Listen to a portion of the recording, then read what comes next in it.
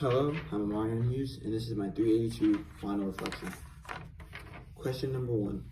What are the top 3 takeaways from your own or peers' teaching?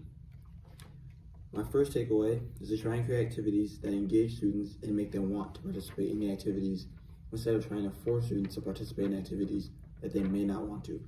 Making sure that the activities are enjoyable and it allows the students to remain actively engaged. My second takeaway, to create activities that anyone can participate in, making sure that we are inclusive to all students, and making sure that if we're doing a fitness activity, we aren't singling out kids that are heavier or maybe have an issue participating in certain fitness activities because they lack general fitness.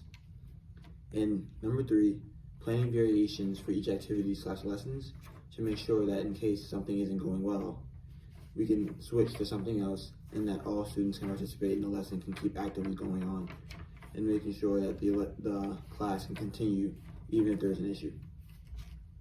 Question number 2, list 3 things that you can improve on in your own teaching. Number 1 for me is being louder with students, making sure that students can hear me throughout the entire lesson when I'm explaining, giving demonstrations, giving a safety statement, or when I'm just explaining the lesson outright, and making sure that I won't have to repeat myself constantly or have to go to individual students to make sure that they heard me. Answer number 2, creating better safety statements. Making sure that my safety statements are more thorough and that they cover all aspects of safety in each lesson, and that all students are aware of all the expectations to remain safe during the lesson. And answer number 3, utilizing more equipment/resources in my activities. Making sure that if we're in the weight room or anything like that, we're utilizing all the equipment that's available to us, so that way we can make sure the activity is flowing smoothly and that kids aren't waiting to use a piece of equipment or to wait their turn to do an activity.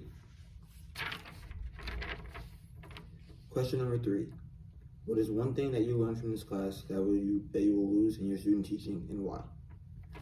The main thing for me will be using warm-ups for my students during the activities, because during activities you want to make sure kids can participate without getting hurt, getting tired, or just in general that they're fully capable of participating. So I'll make sure to incorporate a warm-up for all activities on all days with all my students to make sure that they are fully able to participate throughout the lesson and can avoid injury or any issues alike. Another thing that I learned is to make sure that I'm communicating with my students, making sure that they know what the lesson is supposed to be, what they're supposed to be doing, and making sure that there is no confusion whatsoever with different stretches or different expectations for what their goal is if we're doing, say, a pacer test or things of that nature, and also making sure that they're aware of what equipment they're expected to bring, that they're dressed appropriate, bringing appropriate shoes, and things of that nature. 2 examples of how I will integrate physical literacy in physical education.